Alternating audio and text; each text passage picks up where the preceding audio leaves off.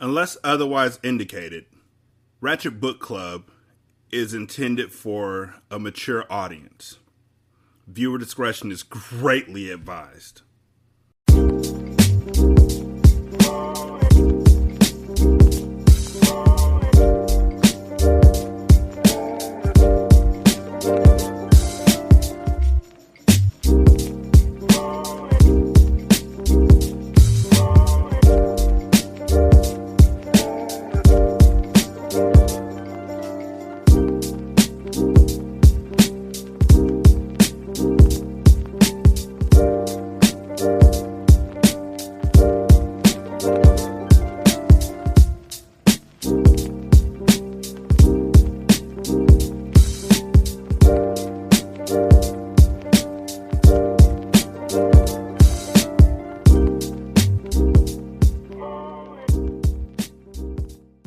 Welcome to Ratchet Book Club, where we read hood classics and good classics. I'm Derek. 916-633-1537, ratchetandratchet@gmail.com, Ratchet Book Club on Twitter, Ratchet Book Club on Facebook. Yeah. Chapter 38. Stanley took hold of Zero's forearms and pulled him upright. Then he stooped down and let Zero fall over his right shoulder. He stood up, lifting Zero's worn-out body off the ground. He left the shovel and sack of jars behind as he continued up the mountain. Zero's legs dangled in front of him. Stanley couldn't see his feet, which made it difficult to walk through the tangled patches of weeds and vines. He concentrated on one step at a time, carefully raising and setting down each foot. He thought only about each step, and not the impossible task that lay before him.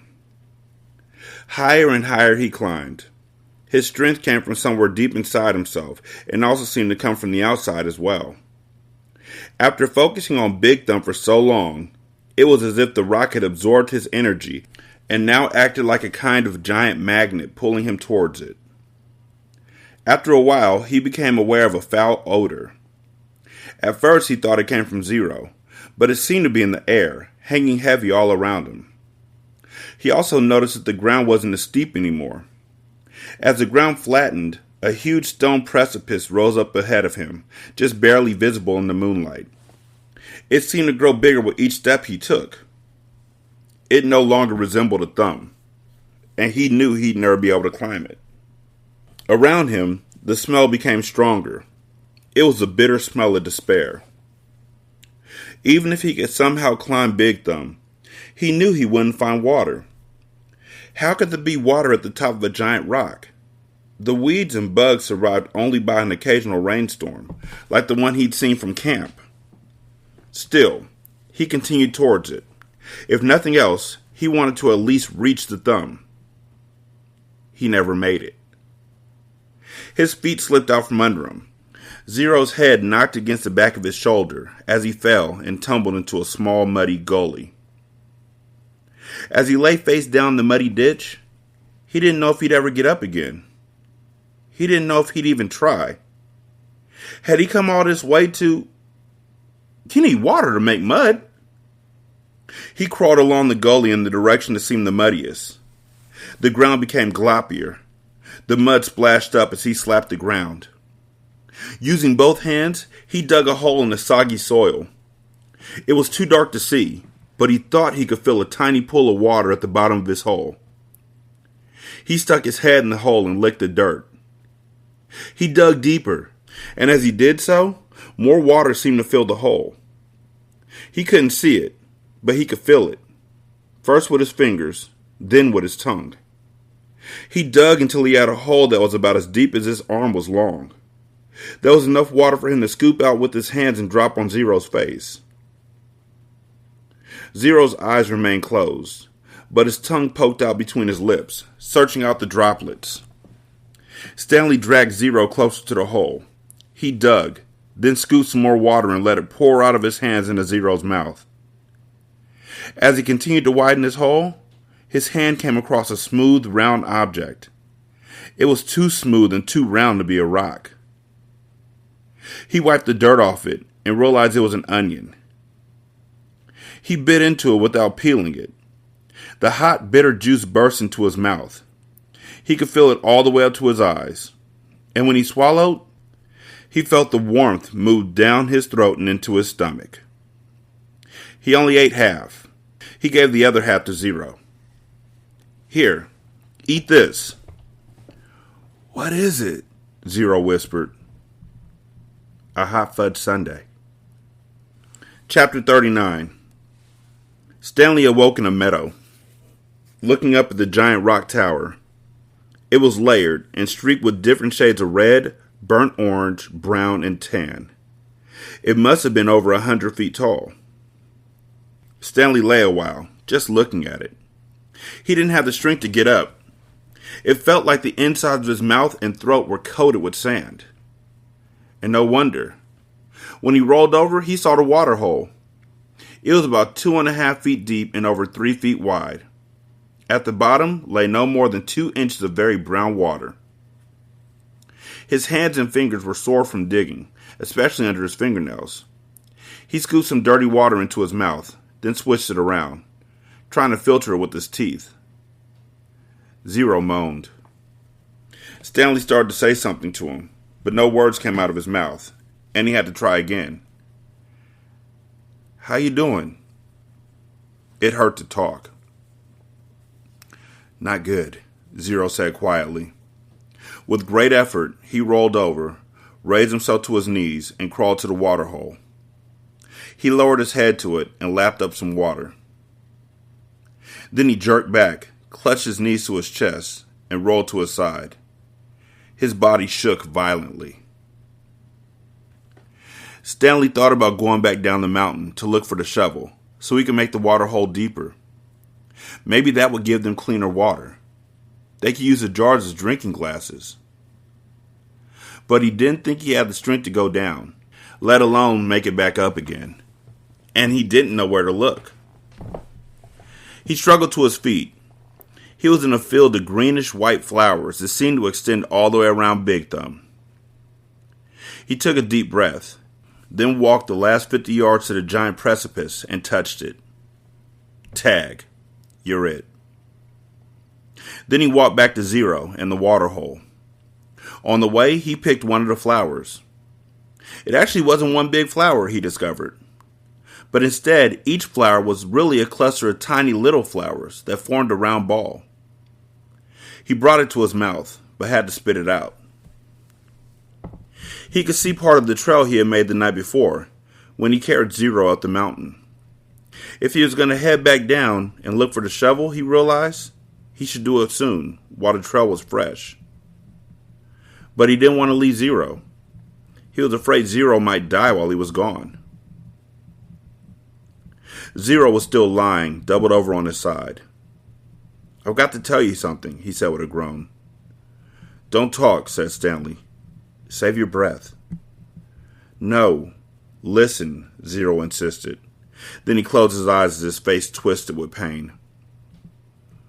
"I'm listening," Stanley whispered. "I took your shoes," Zero said. "That's okay," Stanley said. "Just rest." Zero closed his eyes, but then again he said, "I didn't know about the shoes." "What shoes?" "From the shelter." It took a moment for Stanley to comprehend. "Clyde Livingston's shoes?" "I'm sorry," said Zero. Stanley stared at him. It was impossible. Zero was delirious. Zero's confession seemed to bring him some relief. The muscles in his face relaxed. As he drifted into sleep, Stanley softly sang him the song that had been in his family for generations.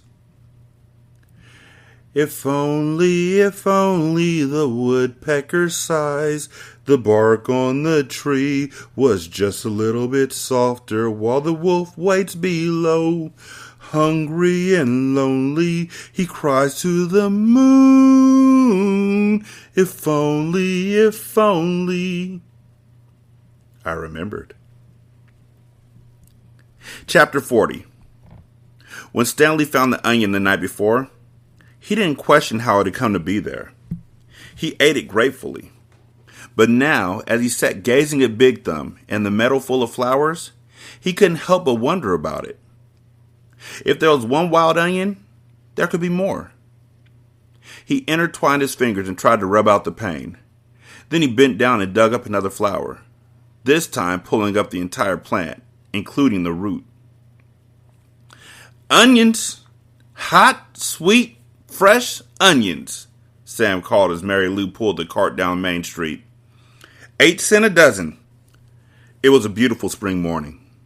The sky was painted pale blue and pink, the same color as the lake and the peach trees along its shore. Miss Gladys Tennyson was just wearing her nightgown and robe as she came running down the street after Sam. Miss Tennyson was normally a very proper lady, who never went out in public without dressing up in fine clothes and a hat. So it was quite surprising to the people of Green Lake to see her running past them. "Sam!" she shouted. "Whoa, Mary Lou," said Sam, stopping his mule and cart. "Good morning, Miss Tennyson," he said. "How's little Becca doing?" Gladys Tennyson was all smiles. "I think she's going to be okay. The fever broke about an hour ago, thanks to you." I'm sure the good Lord and Doc Hawthorne deserve most of the credit. The good Lord, yes, agreed Miss Tennyson, but not Doc Hawthorne. That quack wanted to put leeches on her stomach. Leeches, my word. He said they would suck out the bad blood. Now you tell me, how would a leech know good blood from bad blood? "I wouldn't know," said Sam. "It was your onion tonic," said Miss Tennyson. "That's what saved her." Other townspeople made their way to the cart. "Good morning, Gladys," said Hattie Parker. "Don't you look lovely this morning?" Several people snickered. "Good morning, Hattie," Miss Tennyson replied. "Does your husband know you're parading around in your bedclothes?" Hattie asked. There were more snickers.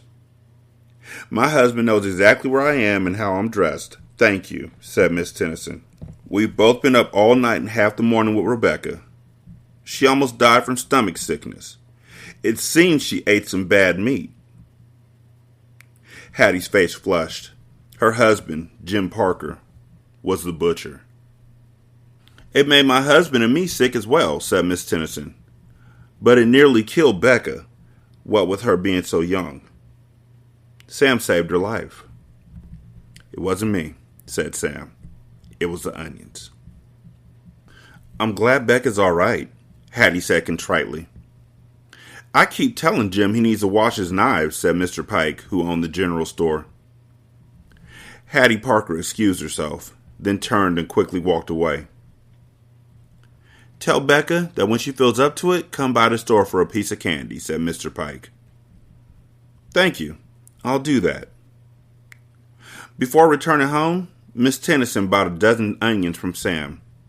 She gave him a dime and told him to keep the change. "I don't take charity," Sam told her.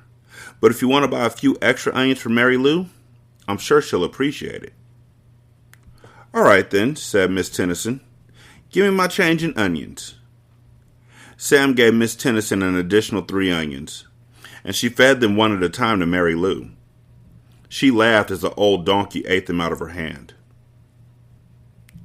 Stanley and Zero slept off and on for the next 2 days, ate onions, all they wanted, and splashed dirty water into their mouths. In the late afternoon, Big Thumb gave them shade. Stanley tried to make the hole deeper, but he really needed the shovel. His efforts just seemed to stir up the mud and make the water dirtier. Zero was sleeping. He was still very sick and weak, but the sleep and the onion seemed to be doing him some good. Stanley was no longer afraid that he would die soon. Still, he didn't want to go for the shovel while Zero was asleep.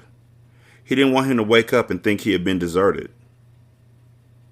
He waited for Zero to open his eyes. "I think I'll go look for the shovel," Stanley said. "I'll wait here," Zero said feebly, as if he had any other choice.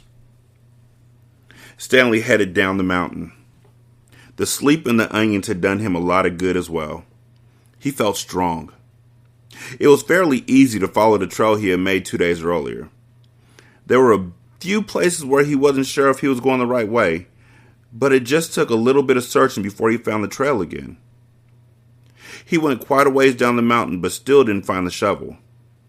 He looked back up towards the top of the mountain. He must have walked right past it, he thought. There was no way he could have carried Zero all the way up from here. Still, he headed downward just in case. He came to a bare spot between two large patches of weeds and sat down to rest. Now he had definitely gone too far, he decided. He was tired out from walking down the hill. It would have been impossible to have carried Zero up the hill from here, especially after walking all day with no food or water. The shovel must be buried in some weeds. Before starting back up, he took one last look around in all directions. He saw a large indentation in the weeds a little farther down the mountain. It didn't seem likely that the shovel could be there, but he had already come this far. There, lying in some tall weeds, he found the shovel and the sack of jars. He was amazed. He wondered if the shovel and sack might have rolled down the hill, but none of the jars were broken, except the one which had broken earlier. And if they had rolled down the hill, it's doubtful that he would have found the sack and shovel side by side. On his way back up the mountain, Stanley had to sit down and rest several times. It was a long, hard climb. Chapter 41. Zero's condition continued to improve. Stanley slowly peeled an onion. He liked eating them one layer at a time. The water hole was now almost as large as the holes he had dug back at Camp Green Lake. It contained almost 2 feet of murky water. Stanley had dug it all himself. Zero had offered to help, but Stanley thought it better for Zero to save his strength. It was a lot harder to dig in water than it was in a dry lake. Stanley was surprised that he himself hadn't gotten sick, either from the sploosh, the dirty water, or from living on onions. He used to get sick quite a lot back at home. Both boys were barefoot. They had washed their socks. All their clothes were very dirty, but their socks were definitely the worst. They didn't dip their socks into the hole, afraid to contaminate the water. Instead, they filled the jars and poured the water over their dirty socks. I didn't go to the homeless shelter very often, Zero said. Just if the weather was really bad. I'd have to find someone to pretend to be my mom. If I had just gone by myself, they would have asked me a bunch of questions. If they found out I didn't have a mom, they would have made me a ward of the state. What's a ward of the state? Zero smiled. I don't know, but I didn't like the sound of it. Stanley remembered Mr. Pendanski telling the warden that Zero was a ward of the state. He wondered if Zero knew he had become one. I liked sleeping outside, said Zero. I used to pretend I was a Cub Scout. I always wanted to be a Cub Scout. I'd see them at the park in their blue uniforms. I was never a Cub Scout, said Stanley. I wasn't good at social stuff like that. Kids made fun of me because I was fat. I liked the blue uniform, said Zero. Maybe I wouldn't have liked being a Cub Scout. Stanley shrugged one shoulder. My mother was once a Girl Scout, said Zero. I thought you said you didn't have a mother. Everybody has to have a mother. Well, yeah, I know that. She said she once won a prize for selling the most Girl Scout cookies, said Zero. She was real proud of that. Stanley peeled off another layer of his onion.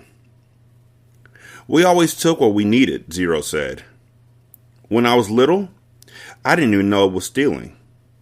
I don't remember when I found out. But we just took what we needed, never more. So when I saw the shoes on display in the shelter, I just reached in the glass case and took them. Clyde Livingston's shoes? Asked Stanley. I didn't know they were his. I just thought they were somebody's old shoes. It was better to take someone's old shoes, I thought, than steal a pair of new ones. I didn't know they were famous. There was a sign, but of course I couldn't read it. Then, the next thing I know, everybody's making this big deal about how the shoes were missing. It was kind of funny in a way. The whole place is going crazy. There I was, wearing the shoes, and everyone's running around saying, "What happened to the shoes? The shoes are gone." I just walked out the door. No one noticed me. When I got outside, I ran around the corner and immediately took off the shoes. I put them on top of a parked car. I remember they smelled really bad. "Yep, those are them," said Stanley. "Did they fit you?" "Pretty much." Stanley remembered being surprised at Clyde Livingston's small shoe size. Stanley's shoes were bigger. Clyde Livingston had small, quick feet. Stanley's feet were big and slow. "I should have just kept them," said Zero. "I had already made it out of the shelter and everything. I ended up getting arrested the next day when I tried to walk out of a shoe store with a new pair of sneakers. If I had just kept those old smelly sneakers, then neither of us would be here right now." Adults, I'm sure y'all already got this, but kids, I'm talking to you. Hey, this is Derek. Thanks for listening. I really do appreciate it. Onions. It just hit me, so I don't know if it hit you. Forgive me. I'm old, and it took me a long time for this to catch up with me. Onions. Stanley is peeling back. He likes eating the onions layer by layer. He's peeling back the layers of onions and just getting to what's underneath it every single time. And as he's eating the onion, peeling back the layers, we're finding out more about Zero's backstory and finding out how they actually came to be together. Onions. Chapter 42. Zero became strong enough to help dig the hole. When he finished, it was over 6 feet deep. He filled the bottom with rocks to help separate the water from the dirt. He was still the best hole digger around. "That's the last hole I'll ever dig," he declared, throwing down the shovel.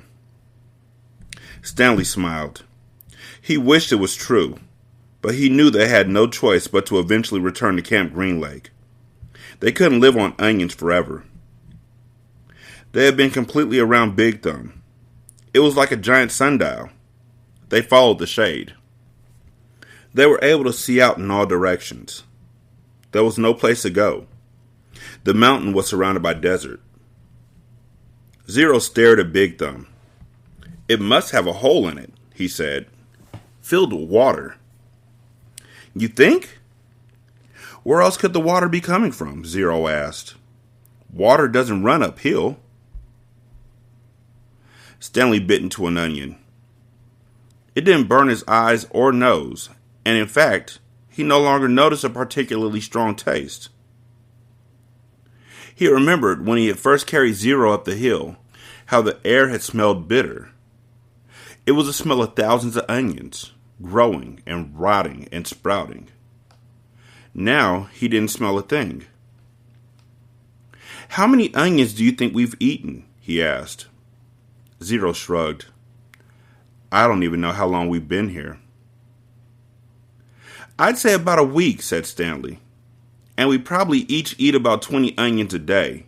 So that's 280 onions," said Zero. Stanley smiled. "I bet we really stink." 2 nights later, Stanley lay awake staring up at the star-filled sky. He was too happy to fall asleep.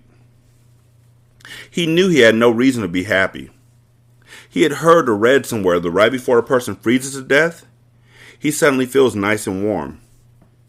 He wondered if perhaps he was experiencing something like that. It occurred to him that he couldn't remember the last time he felt happiness. It wasn't just being sent to Camp Green Lake that had made his life miserable.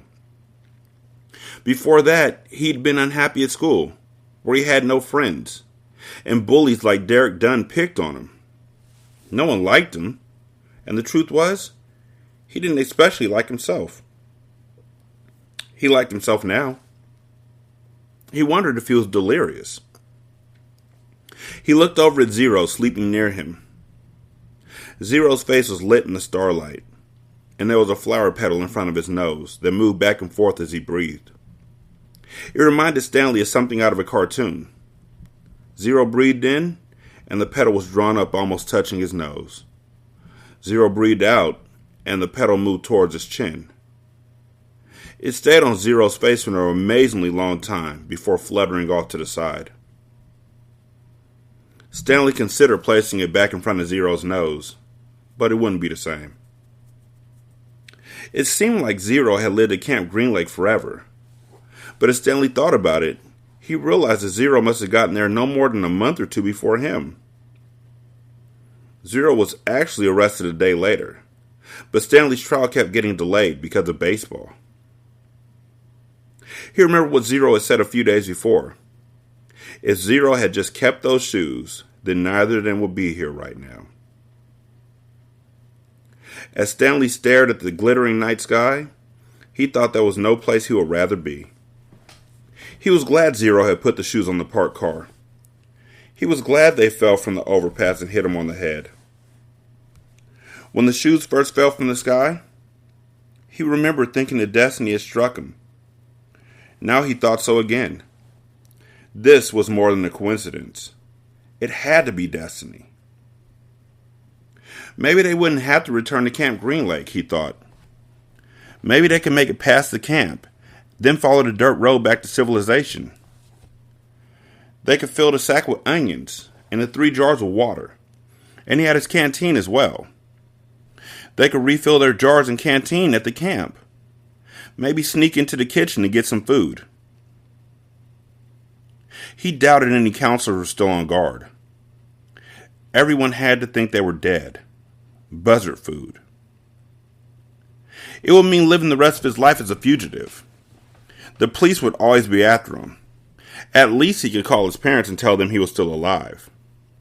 But he couldn't go visit them, in case the police were watching the apartment. Although, if everyone thought he was dead, they wouldn't bother to watch the apartment. He would have to somehow get a new identity. Now I'm really thinking crazy, he thought. He wondered if a crazy person wonders if he's crazy. But even as he thought this, an even crazier idea kept popping into his head. He knew it was too crazy to even consider. Still, if he was going to be a fugitive for the rest of his life, it would help to have some money. Perhaps a treasure chest full of money. You're crazy, he told himself.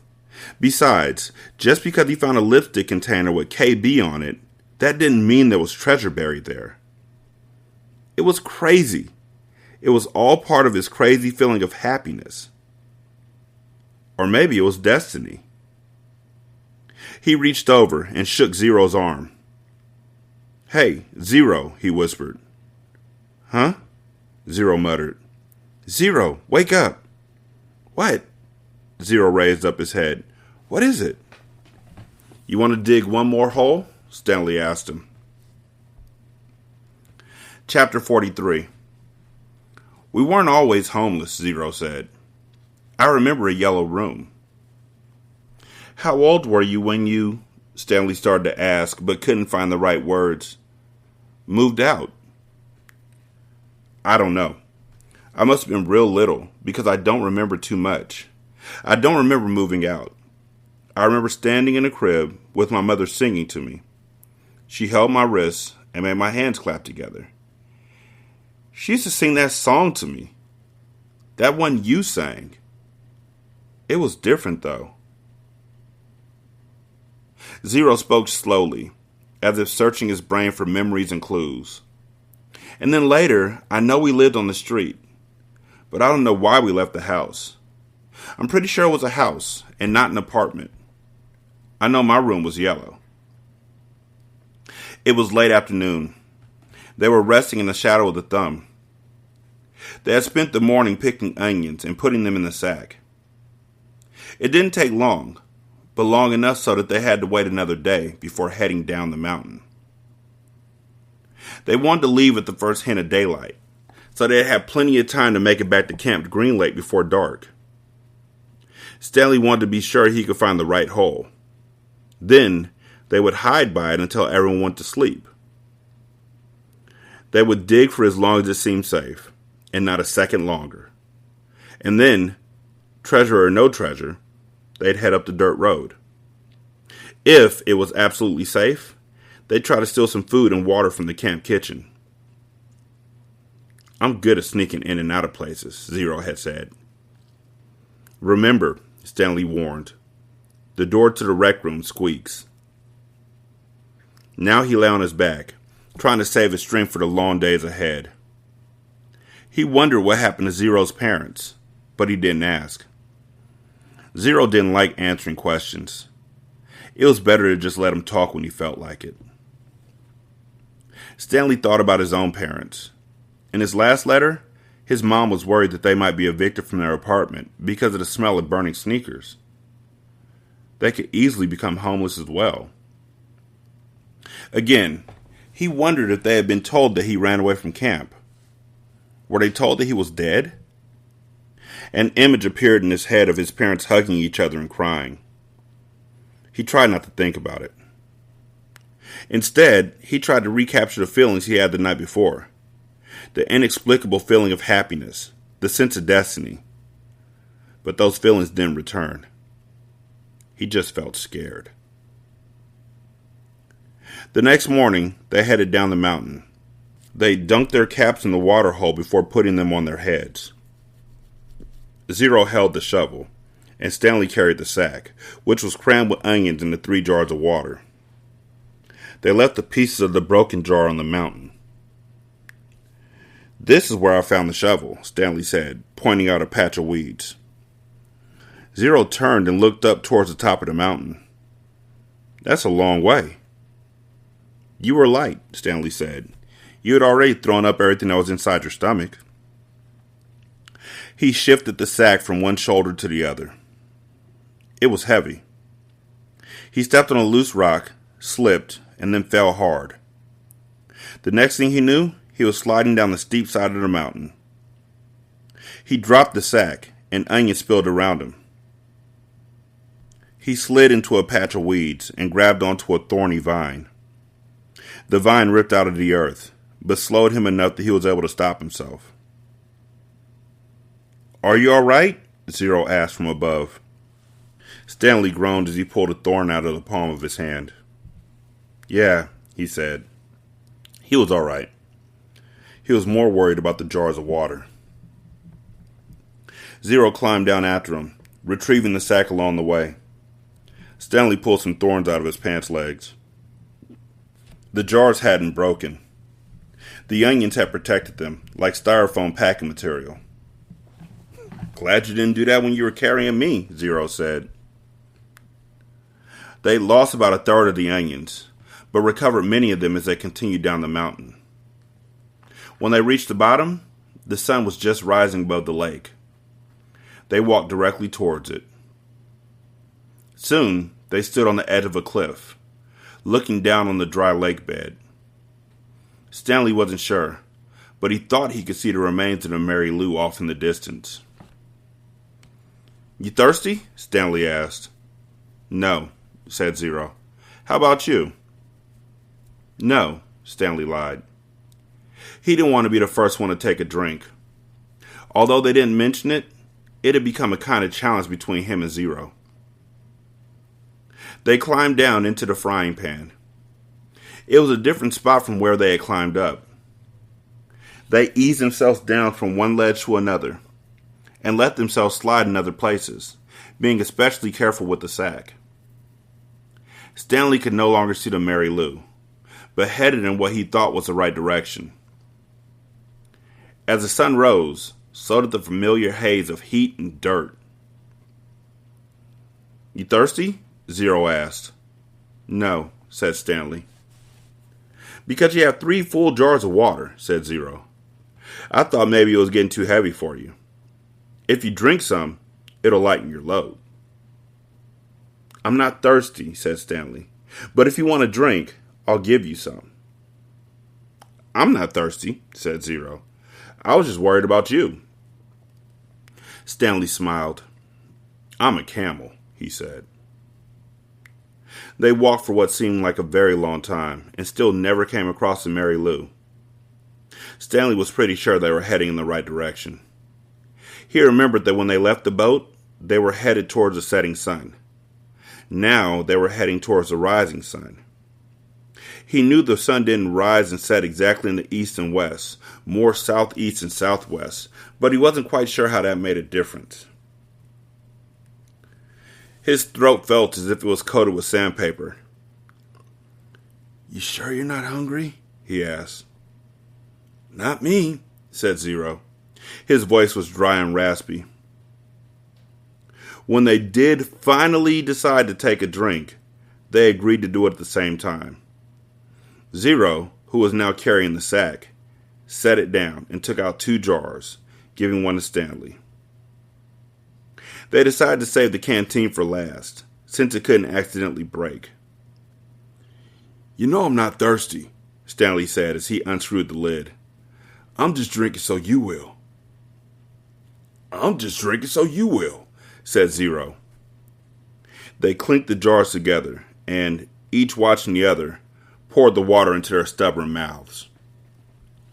Zero was the first to spot the Mary Lou, maybe a quarter mile away, and just a little off to the right.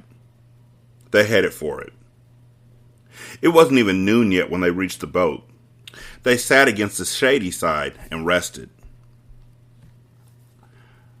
"I don't know what happened to my mother," Zero said. "She left and never came back." Stanley peeled an onion. "She couldn't always take me with her," Zero said. "Sometimes she had to do things by herself." Stanley had the feeling that Zero was explaining things to himself. "She'd tell me to wait in a certain place for her. When I was real little, I had to wait in small areas, like on a porch step or a doorway. 'Now don't leave here until I get back,' she'd say. I never liked it when she left. I had a stuffed animal, a little giraffe, and I'd hug it the whole time she was gone. When I got bigger, I was allowed to stay in bigger areas. Like, stay on this block, or don't leave the park. But even then, I still held Jaffe." Stanley guessed that Jaffe was the name of Zero's giraffe. "And then one day, she didn't come back," Zero said. His voice sounded suddenly hollow. "I waited for her at Laney Park." "Laney Park?" said Stanley. "I've been there." "You know the playscape?" asked Zero. "Yeah, I've played on it." "I waited there for more than a month," said Zero. "You know that tunnel that you crawled through, between the slide and the swinging bridge? That's where I slept." They ate 4 onions apiece and drank about a half a jar of water. Stanley stood up and looked around. Everything looked the same in all directions. "When I left camp, I was headed straight towards Big Thumb," he said. "I saw the boat off to the right, so that means we have to turn a little to the left." Zero was lost in thought. "What?" "Okay," he said. They headed out. It was Stanley's turn to carry the sack. "Some kids had a birthday party," Zero said. "I guess it was about 2 weeks after my mother left. There was a picnic table next to the playscape, and balloons were tied to it. The kids looked to be the same age as me. One girl said hi to me and asked me if I wanted to play. I wanted to, but I didn't. I knew I didn't belong at the party, even though it wasn't their playscape. There was this one mother who kept staring at me like I was some kind of monster. Then later, a boy asked me if I wanted a piece of cake. But then that same mother told me, 'Go away!' And she told all the kids to stay away from me. So I never got the piece of cake. I ran away so fast, I forgot Jaffe." "Did you ever find him? For a moment, Zero didn't answer. Then he said, "He wasn't real." Stanley thought again about his own parents. How awful it would be for them to never know if he was dead or alive. He realized that was how Zero must have felt, not knowing what happened to his own mother. He wondered why Zero never mentioned his father. Hold on, Zero said, stopping abruptly. We're going the wrong way. No, this is right, said Stanley. You were heading towards Big Thumb when you saw the boat off to your right, said Zero. That means we should have turned right when we left the boat. You sure? Zero drew a diagram in the dirt. Stanley still wasn't sure. We need to go this way, Zero said, first drawing a line on the map and then heading that way himself. Stanley followed. It didn't feel right to him, but Zero seemed sure. Sometime in the middle of the afternoon, a cloud drifted across the sky and blocked out the sun. It was a welcome relief. Once again, Stanley felt that destiny was on his side. Zero stopped and held his arm out to stop Stanley, too. Listen, Zero whispered. Stanley didn't hear anything. They continued walking very quietly, and Stanley began to make out the faint sounds of Camp Green Lake. They were still too far away to see the camp, but he could hear a blend of indistinct voices. As they got closer, he occasionally could hear Mr. Sir's distinctive bark. They walked slowly and quietly, aware that sounds traveled in both directions. They approached a cluster of holes. Let's wait here until they go in, said Zero. Stanley nodded. He checked to make sure there was nothing living in it, then climbed down into a hole. Zero climbed down into the one next to him. Despite having gone the wrong way for a while, it hadn't taken them nearly as long as Stanley had expected. Now, they just had to wait. The sun cut through the cloud, and Stanley felt its rays beating down on him. But soon more clouds filled the sky, shading Stanley in his hole. He waited until he was certain the last of the campers had finished for the day. Then he waited a little longer. As quietly as possible, he and Zero climbed up out of their holes and crept towards camp. Stanley held the sack in front of him, cradled in his arms instead of over his shoulder, to keep the jars from clanking against each other. A wave of terror rushed over him when he saw the compound, the tents, the rec room, the warden's cabin under the 2 oak trees. The fear made him dizzy. He took a breath, summoned his courage, and continued. That's the one, he whispered, pointing out the hole where he had found the gold tube. It was still about 50 yards away, but Stanley was pretty sure it was the right hole. There was no need to risk going any closer. They climbed down into adjacent holes and waited for the camp to fall asleep. Chapter 44. Stanley tried to sleep, not knowing when he'd get the chance again. He heard the showers, and later, the sounds of dinner. He heard the creaking of the rec room door. His fingers drummed against the side of the hole. He heard his own heartbeat. He took a drink from the canteen. He had given Zero the water jars. They each had a good supply of onions. He wasn't sure how long he remained in the hole. Maybe 5 hours. He was surprised when he heard Zero whispering for him to wake up. He didn't think he had fallen asleep. If he had, he thought it must have been just for the last 5 minutes. Although, when he opened his eyes, he was surprised how dark it was. There was only one light on at camp, in the office. The sky was cloudy, so there was very little starlight. Stanley could see a sliver of a moon, which appeared and disappeared among the clouds. He carefully led Zero to the hole, which was hard to find in the darkness. He stumbled over a small pile of dirt. I think this is it, he whispered. You think? Zero asked. It's it, said Stanley, sounding more certain than he really was. He climbed down. Zero handed him the shovel. Stanley stuck the shovel into the dirt at the bottom of the hole and stepped on the back of the blade. He felt it sink beneath his weight. He scooped out some dirt and tossed it off to the side. Then he brought the shovel back down. Zero watched for a while. I'm going to try to refill the water jars, he said. Stanley took a deep breath and exhaled. "Be careful," he said, then continued digging. It was so dark, he couldn't even see the end of his shovel. For all he knew, he could be digging up gold and diamonds instead of dirt.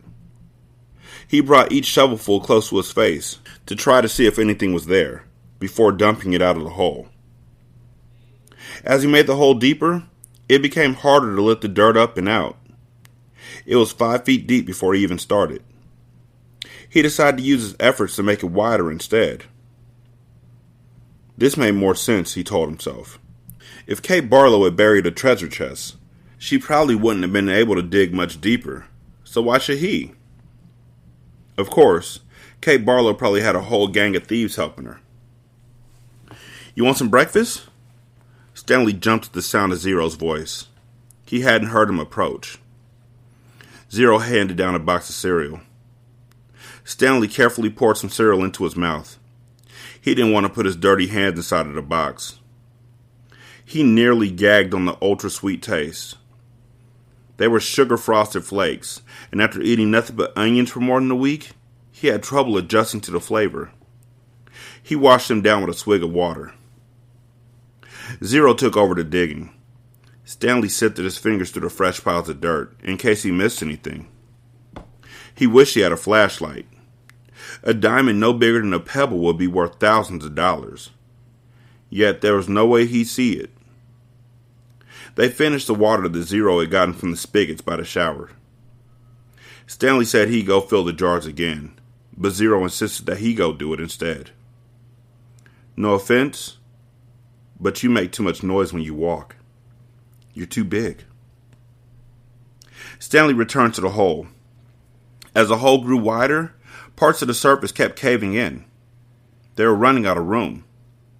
To make it much wider, they would first have to move some of the surrounding dirt piles out the way. He wondered how much time they had before the camp woke up. "How's it going?" Zero asked when he returned with the water.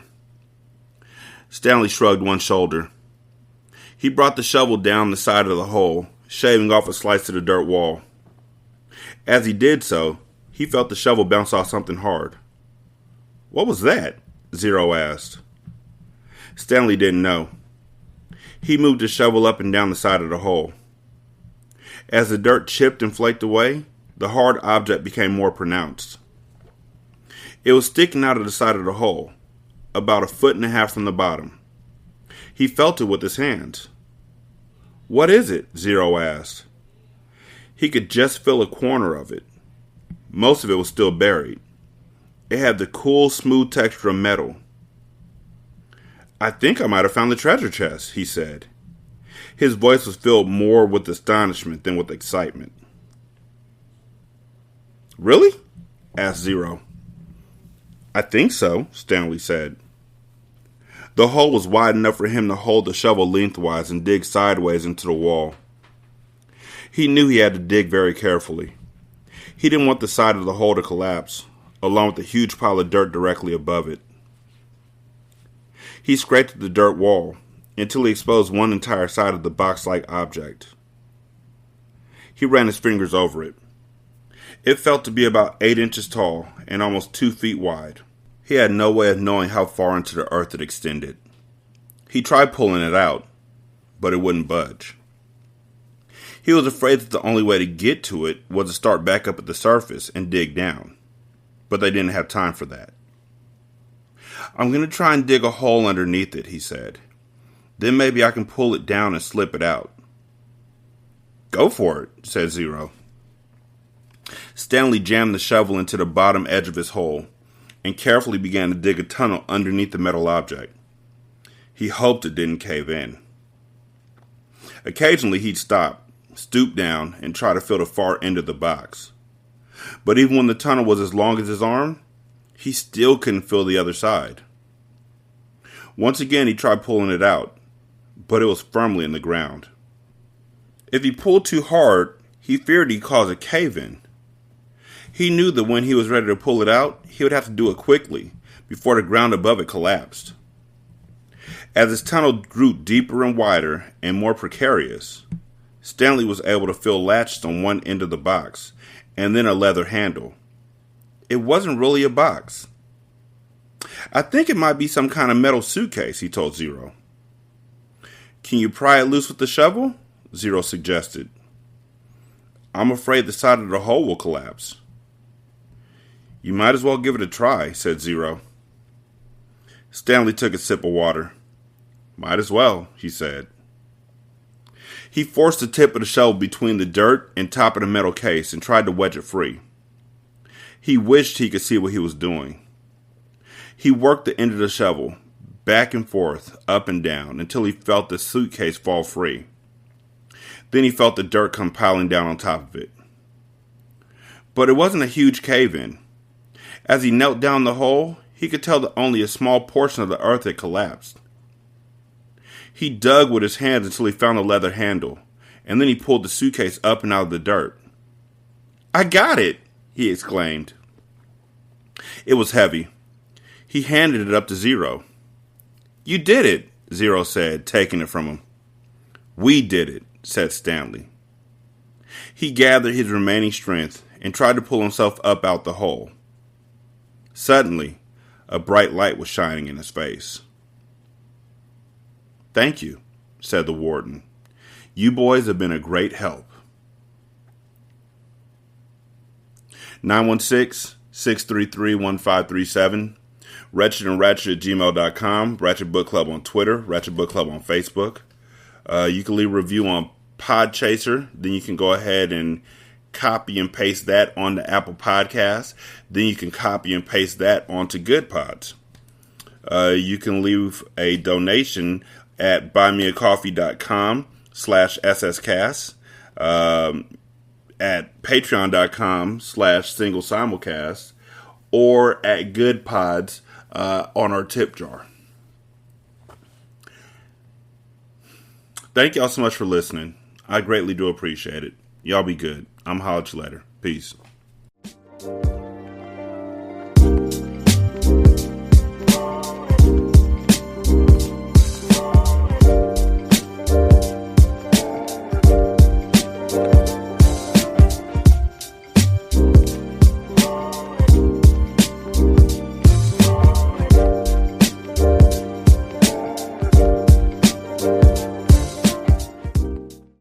The intro and outro to Ratchet Book Club is by That Kid Garan, and it's called Goodbyes.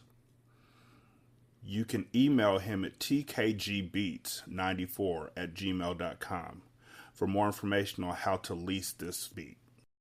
This is Single Simulcast.